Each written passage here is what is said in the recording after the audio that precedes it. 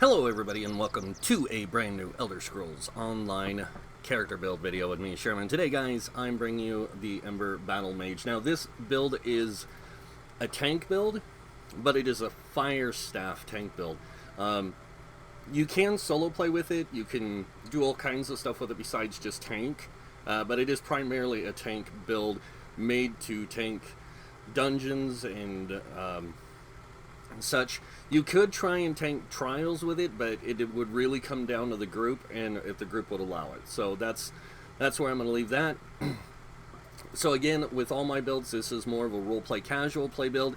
It is not meant for meta play. It is just a fun build to play in the game. It's just something different. So let's go ahead and get into the build itself. As you can see, we are an Argonian Dragonknight with this build. I won't say Argonian is best for this, but they do a really good job of it because of their passives with the increased max magicka, increased health, the potion passive that gives them resources back. It makes them really easy to sustain with and just makes them really good overall. So 29 points in the magicka, 35 in the health. This is, I wouldn't say it's ideal, but it's a good place to start. You don't need much health when you're tanking just dungeons, as much as you do for, say, doing trials. So you can actually sacrifice some of your health resource to put into your magicka pool. So your magicka pool is a little bit higher, and it gives you a little bit more. I don't want to say sustainability, but it does allow you to get better sustainability. So. And we do have a 918 mag recovery with a 557 stam recovery, 397 health recovery. Not that great on the health and stamina recovery, but you don't really need to worry too much about those. You have your own self-heals, you have your own self-survivability, and the build works out pretty well. We have a 1982 spell damage. This is primarily just here for you to be able to do content outside of dungeons, like play the content itself, like do delves, public dungeons, questing, things like that. 33% spell critical. You could go for more if you wanted to, like by putting inner light on your bar when you're questing and stuff. This is going to give you 43% critical. It's going to make you have a little bit greater DPS. It's going to just, again, give you that greater damage output for when you're solo playing. We do have 23k spell resistance, 23k physical resistance, and this is all because of the way we have our gear set up and our traits and Mundus stones. We'll get into that in a second. Moving on down here to the Mundus stone we do use the Thief Mundus stone, primarily to give us just a little bit more crit capability. So we have that, and I know a lot of people laugh when I say this, but that oomph that you need to get by certain content and things like that. You don't have to use the Thief Mundus stone, it just comes in handy, especially when you're solo playing. Ebon Armory, we are using the Ebon set. It is not necessary, but it does help in group play to some degree. And we are using Tri-Stat Food. Alright, moving on to our equipment and gear. When it comes to potions and stuff, tripods are going to be your best option for sustaining health, magic, and stamina, because you do use all three resources when you tank. And then Tri-Stat Food is going to be your primary food source.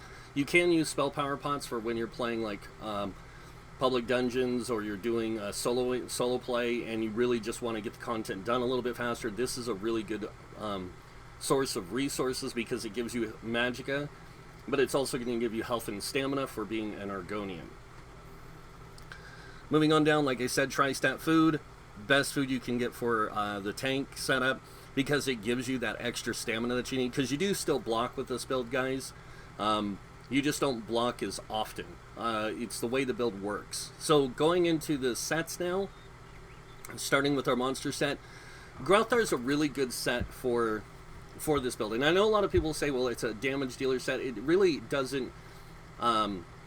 It's really not just a damage dealer set. It's a set that adds damage to your group, which is really nice. Because when you're, especially in trash content, like in dungeons, so you got to take out a lot of trash, being able to take that trash out fast is really good. And this is going to go off every 10 seconds, and it lasts for 5 of those 10 seconds. So it's you get this 5 seconds of damage, then you get 5 seconds of no damage, and then you get another 5 seconds of damage, 5 seconds of no damage because of the 10-second application of this set.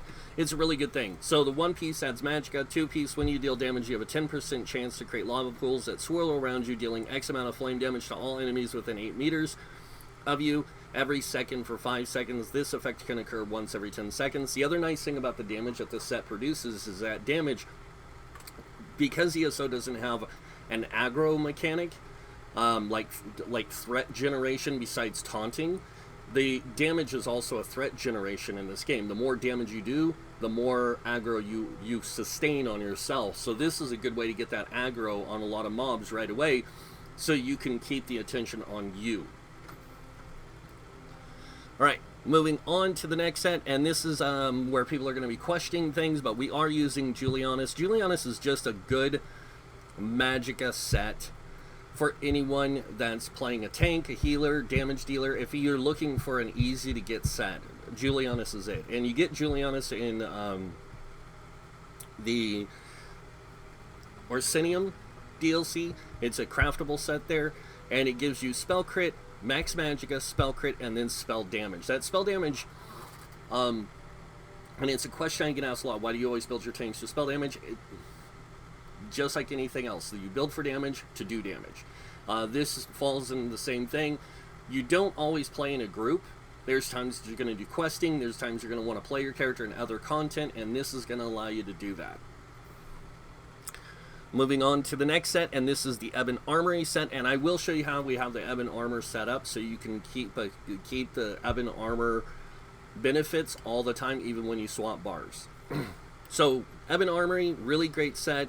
It gives 2-piece and 3-piece max health, 4-piece healing taken, and then the 5-piece increases your max health by 1,000 for up to 11 group members within 28 meters of you.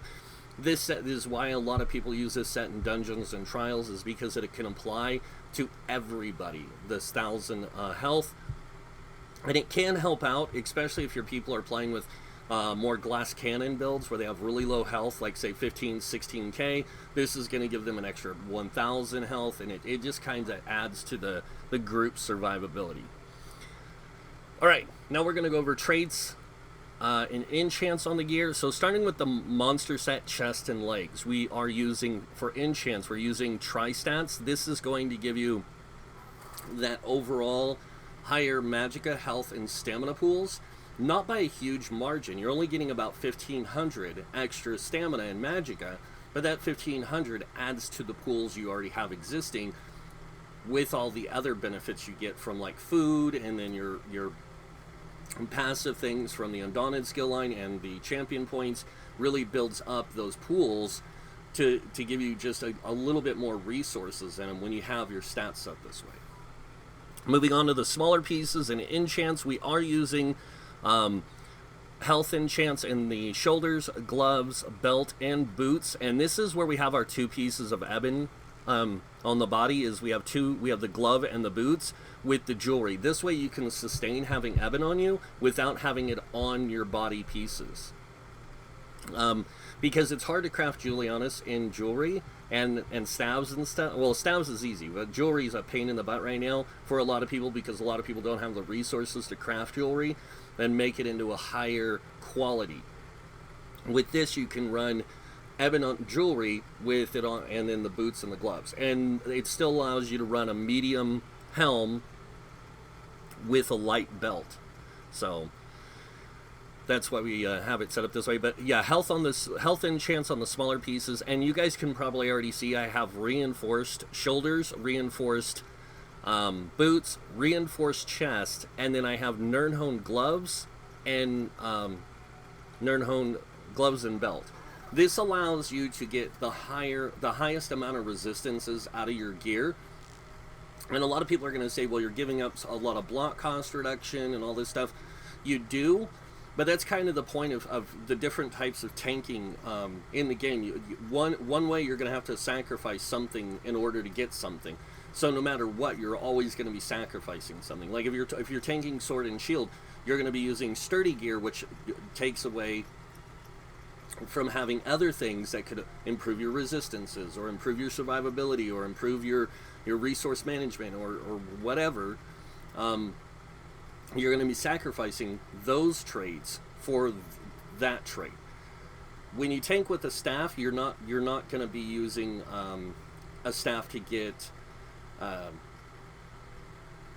shield, for example, or you're going to be using it to do different things. And in this case, we are running dual fire staffs. You can run an ice fire combination, and it works out really well still.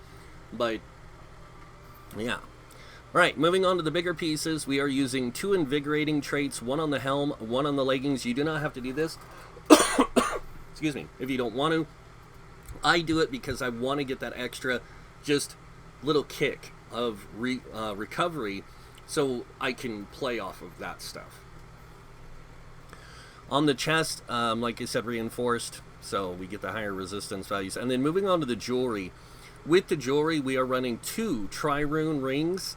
Now, if you can't get Trirune rings, don't worry about it. You can still use the healthy enchants, and it'll be fine. You just have to compensate for the loss of the Magicka stamina. So you're going to be putting points into your Magicka stamina and not so much into your health.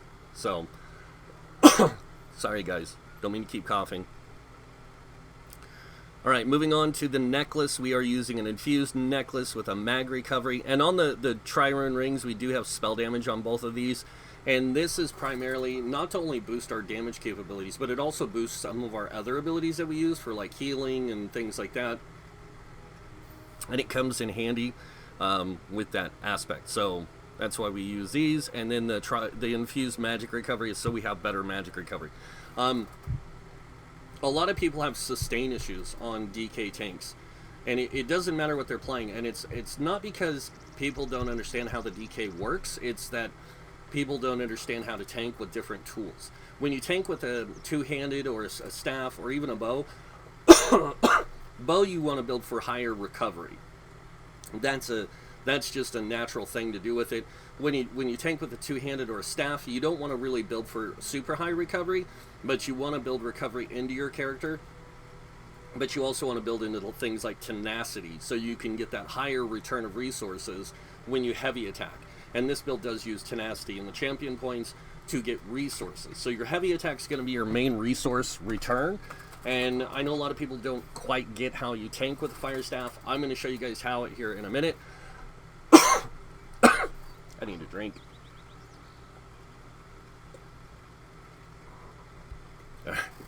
Moving on now to the 2 staves.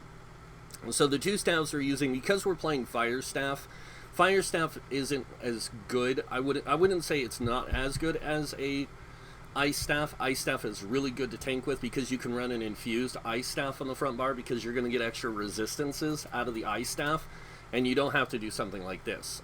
We are using a defending fire staff on the front bar with a hardening enchant.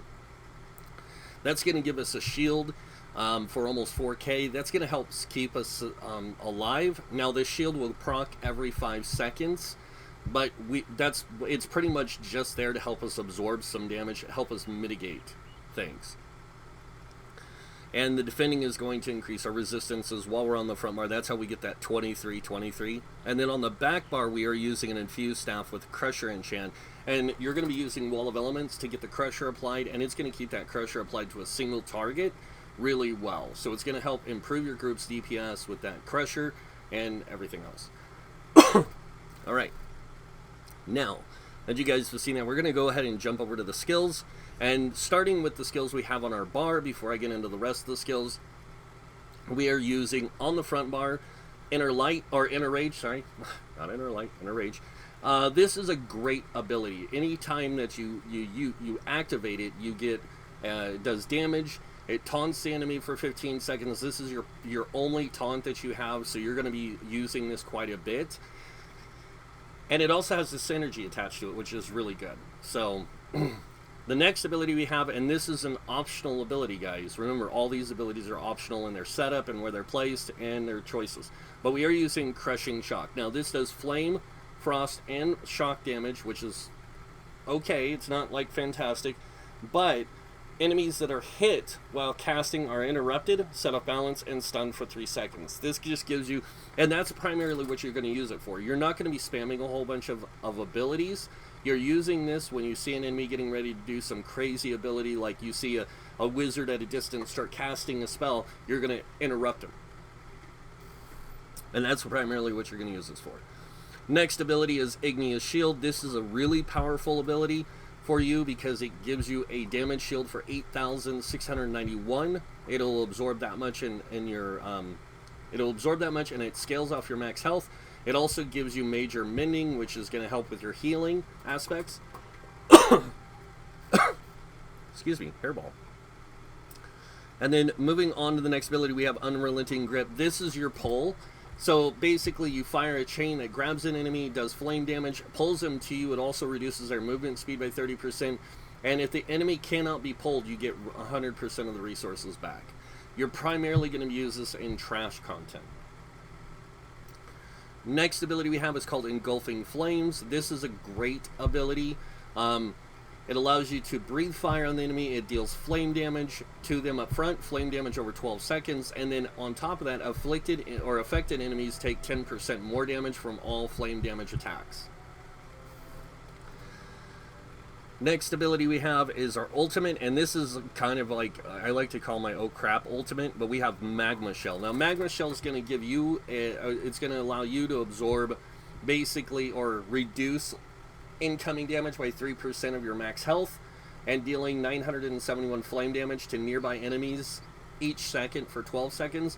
And then when activated, nearby allies get a damage shield for 116% of their health for 10 seconds.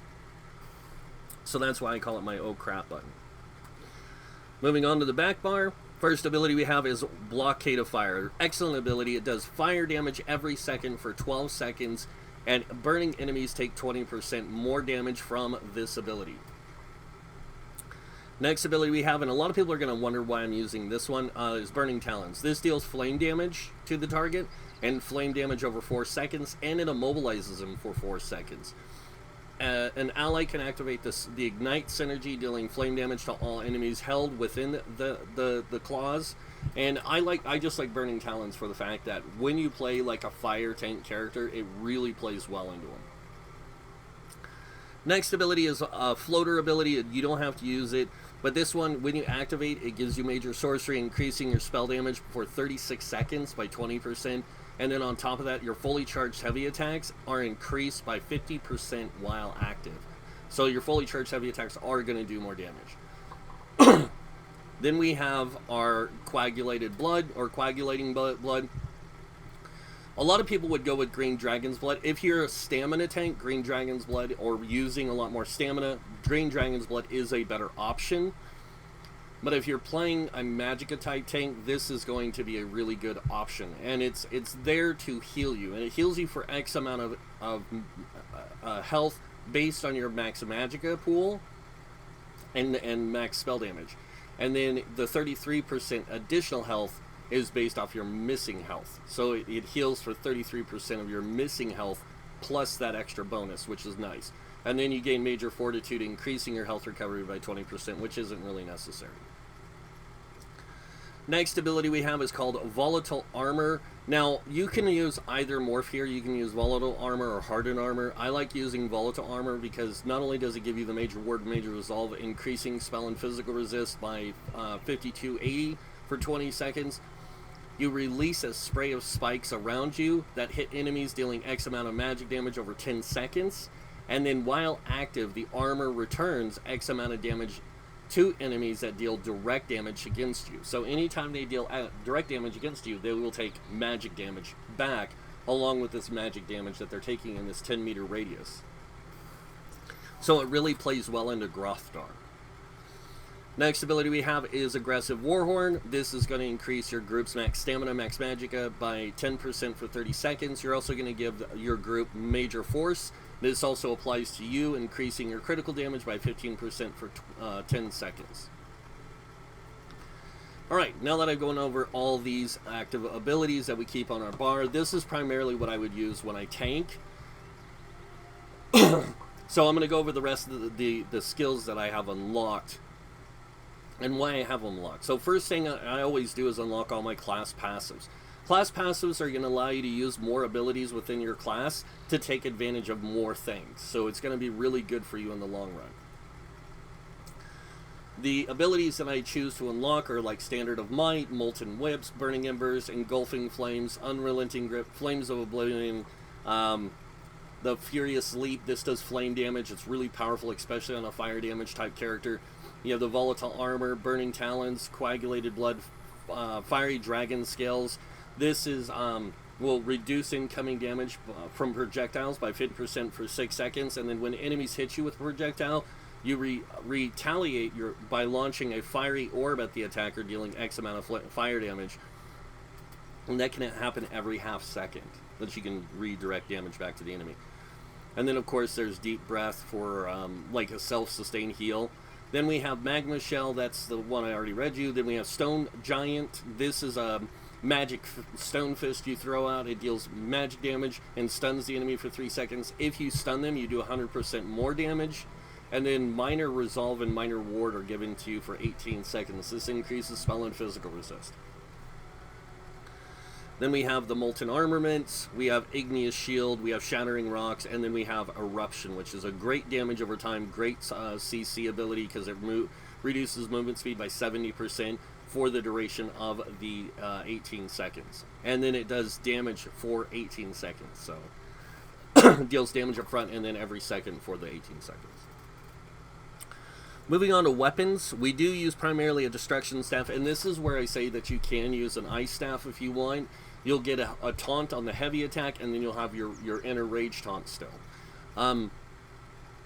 But Ultimate, Eye of the Storm, really powerful. Then we have Crushing Shock, Blockade, Elemental Blockade, Destructive Reach.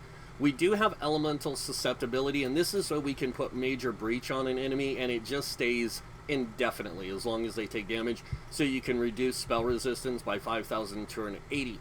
Any damage you deal with the to the enemy refreshes the effect to its maximum duration. And then we have Pulsar, really good, does magic damage to all enemies around them, and applies Minor Mangle, which reduces their health by 10%. It's just a nice ability to have. Next up, we have our passives for armor. Light armor, you're going to take the top 3. Medium armor, you're going to take top 2 on the bottom one, and then with heavy armor, you're going to take all of them. World Skills, Soul Magic, optional on the ultimate active ability and the Soul Shatter passive. If you're playing more solo play, like these abilities will come in handy, but when you're not, they're kind of Soul Summon, Soul Lock, I will always suggest.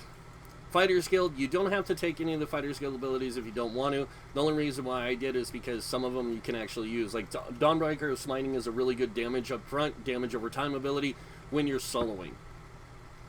Silver Shards is another ability you can use to do multiple attacks against enemies, and then fires additional bolts to other enemies. So it'll hit one target and hit multiple other targets. It's really nice. Then you have your Ring of Preservation. This is a great support skill because you're going to put it down, it's going to reduce incoming damage by 8%, it's going to give your group stam recovery by 10%, and then you're going to heal your allies every 0.5 seconds. So it's going to heal twice every second. Evil Hunter, if you want that higher savagery, I guess. And then Barbed Trap is a really good ability for getting Minor Force. Then we have Mage's Guild abilities. Shooting Star is a really great CC. It'll knock enemies down and stun them for 2 seconds. It also does fire damage every second for 13 seconds. And you generate 12 ultimate for each enemy hit by the initial blast. Then we have Inner Light. This is primarily so you can get Major Prophecy and an increase in Max Magic for when you're solo playing. Then you have Structured Entropy. This is a great, another great one you can trade Molten Armaments for. You can trade it for this. This will give you Major Sorcery. It also deals damage over time, and it heals you every 2 seconds. It's pretty powerful, in my opinion. Then you have Volcanic Rune. This is a great CC. What it does is it inscribes a rune on the ground that's like a trap. It'll explode, dealing damage to the enemy and then stunning them for 3 seconds. So really nice, like I said, group CC kind of an ability, especially on trash bombs. Then we have Balance. And this is another great ability if you have resource management issues you can use. You'll sacrifice health for Magicka, But as long as you're not like overusing it, you can sustain pretty much indefinitely with this. And then the exchange reduces healing done and damage shield strength by 50% for 4 seconds. That's the only major downfall with it. Moving on to Sigic Order. Temporal Guard is a great ability to equip if you're playing like PvP or something and you want minor protection, or even if you're not doing PvP or you're playing a dungeon or a trial and you want to get that minor protection for yourself. That's the way to do it. Then we have Time Freeze. This is another great CC. Then you have Elemental Weapon, a great damage ability because it deals magic damage and it applies burning, concussed, and chilled status effects, so it's a really good ability for that. And then you have Race Against Time, another way of getting minor force. Min Spirit, if you want to get an extra couple heals off on some friends or allies, you can use this ability. And then we have Deep Thoughts. This is a great sustain skill to use. Moving on to an Undaunted, and also with the Fighters, Mages Guild, and Sigic Order, and Undaunted, I do get all the passives, by the way. Moving on to Undaunted, though, Sanguine Altar is a great way of getting minor lifesteal on enemies, and it does work for the whole group. It does cost health now, and it is an instant cast. Tangling Webs, another good ability for CC lockdowns. I don't want to say CC lockdowns, but great for movement speed reduction on enemies. Then we have our Inner Rage, which is our magic taunt. We have our Spiked Bone Shield, which is going to give us a pretty decent shield over 6 seconds.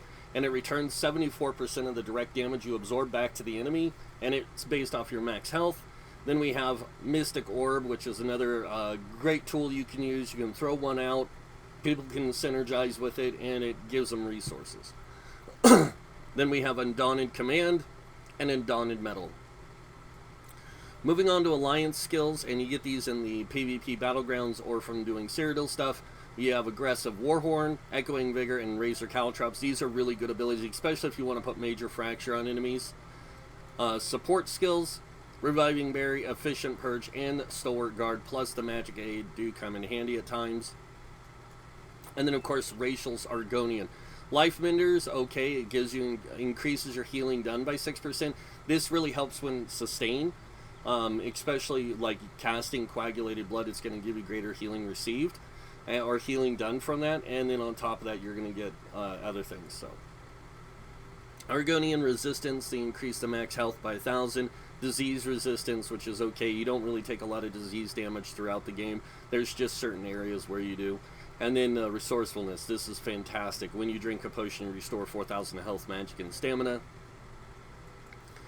And then Alchemy, medicinal use is always good, and Provisioning, Gourmand, and Connoisseur. So those are the skills that I unlock and use for the build, that I can swap in and out for other skills, depending on my group dynamic, depending on the content I'm playing, depending on the dungeon, the trial, or whatever, and I can swap any of that out. Alright, now that we've seen that, let's go ahead and talk about champion points. Here I am using a universal setup again, so you can change this to anything you need, depending on the situation. So I run 56 Ironclad. This reduces direct damage taken by 20%. I run 31 into Thick Skin, reducing damage taken from damage over time effects by 13%. 43 into Hardy, reducing your damage taken from physical, poison, disease damage by 10%. 43 into Elemental Defender, reducing Flame Frost, Shock, and magic damage by 10%. And then moving on over here, we have 40 into Bastion. This increases the effectiveness of your damage shields by 16%. We have 19 into Quick Recovery, increasing your healing received by 5%. And then we have 38 into Heavy Armor Focus. This is going to increase your physical resistance by 3250. And this is how we can balance out our difference in resistances. Alright, moving into the green tree, we have 40 in Warlord. This reduces break free cost by 16%. Then we have 16 into Sprinter. This reduces sprint cost by 10%. 16 into Bashing Focus, reducing bash cost by 10%. And then moving on to the middle tree. Like I said, you can build for higher mag recovery if you want, but 43 giving you that 10% is pretty decent. So I just put 43 in here. 75 into Tenacity, so you get that 14% on top of the 30% that you get for wearing for passive return, and then 25% for the heavy armor. So you actually get a 69% return of resources, almost 70%. Moving on, we have 40 into tumbling. This reduces dodge roll cost by 16%, and then with the 4% from one piece of medium, you actually get a 20% reduced dodge roll cost. And then we have 40 into Shadow Ward, reducing block cost by 16%. Like you said, this build uses shields to absorb a lot of damage. You're not going to be using your blocking as often, except for major hits. So you will be using stamina to block major hits and dodge rolling, but that's pretty much it. Moving on to the blue tree, we have 43 into Bless. This increases your healing done by 10%. We have 56 in the Elfborn, increasing your critical damage and critical healing with magic abilities by 20%. 56 in Elemental Expert, increasing Flame Frost, Shock, and magic damage done by 12%. And then moving on over into the middle tree, we have 35 in the Staff Expert. This is going to increase your light and heavy attacks with your fire staves by 20%. Added on to that 50% you get for molten armaments, that's a 70% increase in your light and heavy attacks. And then we have 40 into Master at Arms, which increases your direct damage done by 16%, which includes your light and heavy attacks with the fire staff. And then moving on over here, we have 40 into Thaumaturge. This increases the damage you deal with damage over time effects by 16%. So that is pretty much the skills and stuff. Now I'm going to go ahead and jump over to a dungeon, and I'm going to go ahead and jump into one of the newer ones, the Moongrave, or not Moongrave, sorry, Lair of Marsalok, and I'm going to run through this, and I'm just going to show you like how you can sustain with a fire staff, and how you tank with a fire staff, or even with an ice staff. If you're using an ice staff, you don't have to use a hardening enchant because it has a built-in shield on its heavy attack. And that's why I also said if you wanted to, you could swap out volatile armor for hardened armor, because hardened armor is going to give you a shield for 6 seconds. So it's another way that you can get some survivability out of your build, and it still will redirect damage, direct damage that you take.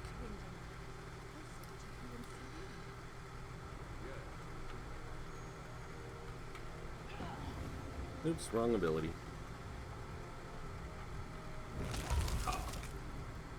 Always keep your this buff up before you even enter a rune. It's really good to get it going, and then you can cast it again.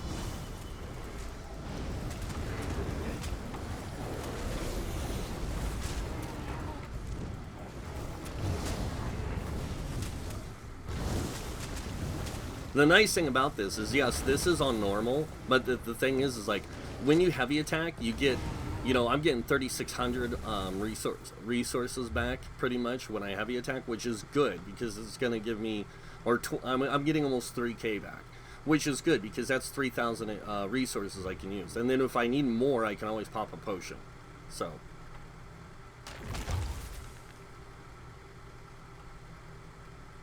Oh, I went the wrong way. What a noob.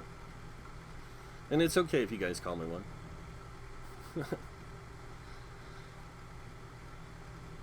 Alright, so we killed all these things. We're moving on to the next area. The other thing you have to understand about tanking with the staffs, with staffs over Sword and Shield, is, like I said, it's a different playstyle. So it's a different way of understanding how you tank. Your tanking is primarily going to be taunting, but unless you're using an ice staff, then you're going to be using a mixture of magicka and heavy attacks a lot.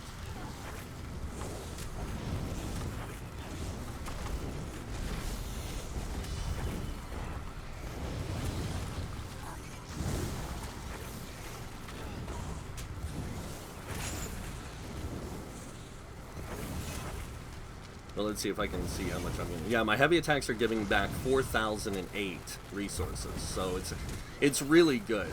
God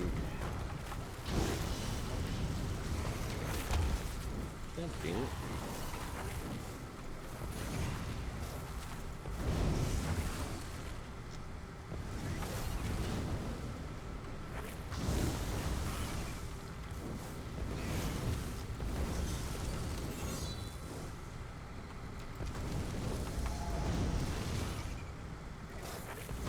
There we go.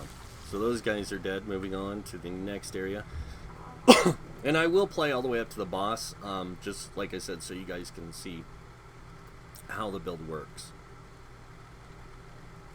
And again, I do apologize for all the coughing, guys, but there's a little bit behind that story. I need to. I guess I should tell you while I'm doing this. So I got diagnosed last year, or 2 years ago, 2 years ago, something like that, with what's called sleep apnea.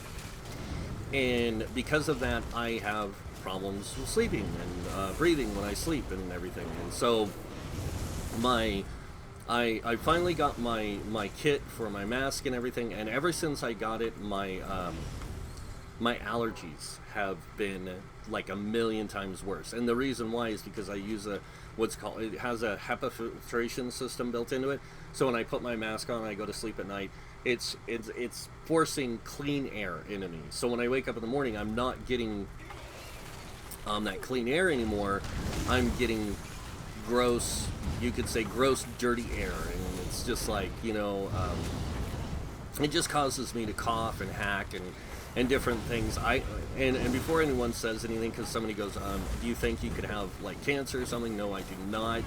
I am healthy. In fact, I'm really healthy, more healthier than I should be, according to these doctors here.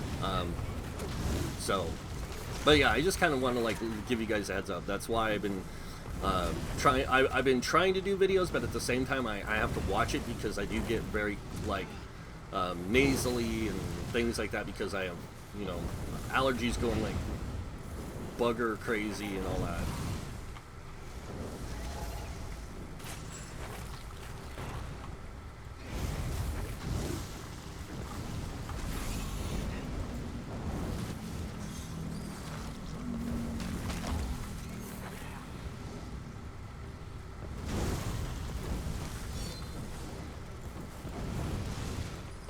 Alright, that one's dead, we're moving on.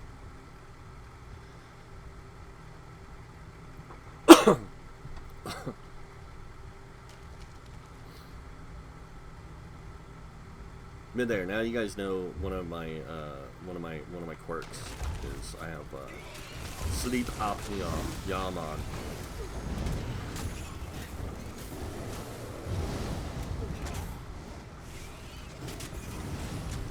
It's not fun. I'll just put it that way. Oh, they're all dead. Alright.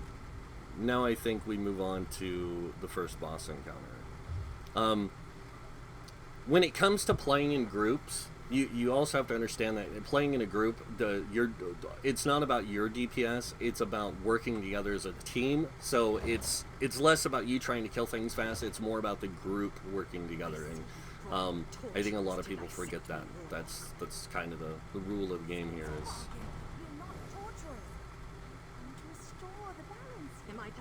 Dodge roll.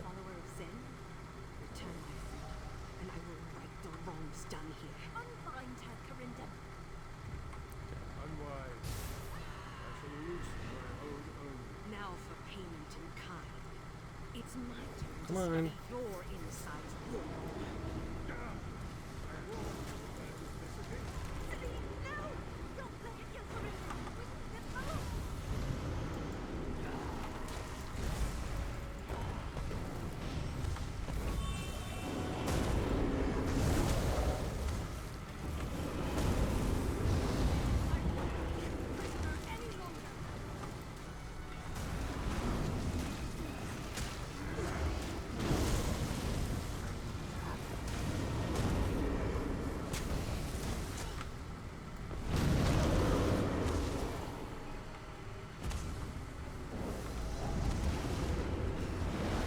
And if you guys are wondering why I'm using the talents, it's just so I can put an extra dot on them, is all.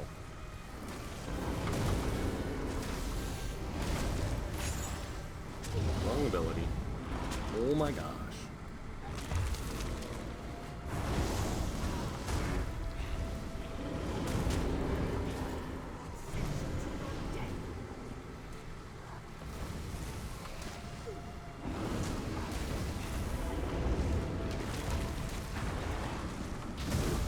Ow.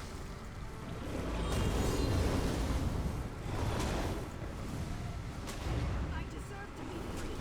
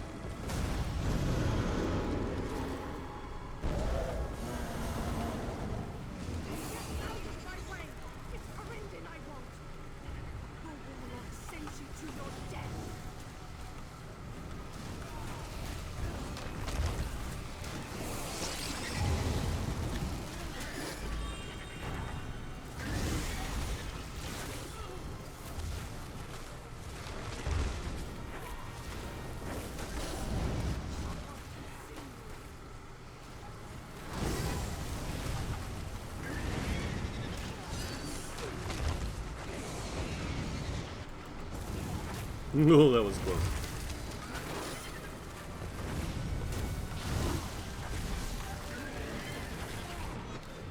There we go, I died. But as you guys can see, the build works out really well. It's not ridiculously underpowered, and if you know how to play it, it's a great tank. It's a great fun tank to play, and allows you some interesting, unique gameplay dynamics, which is fun. So gotta get in the light, man. Otherwise the game's gonna be all wonky on me. But that's pretty much it for the Ember Battlemage, guys. I hope you guys liked it. If you did, you guys know what's coming next. Go ahead and hit that like button. If you guys want to see more builds by me, you can subscribe. Other than that, thank you all for watching. Until next time, have a wonderful day, and this guy might see you in game. Bye.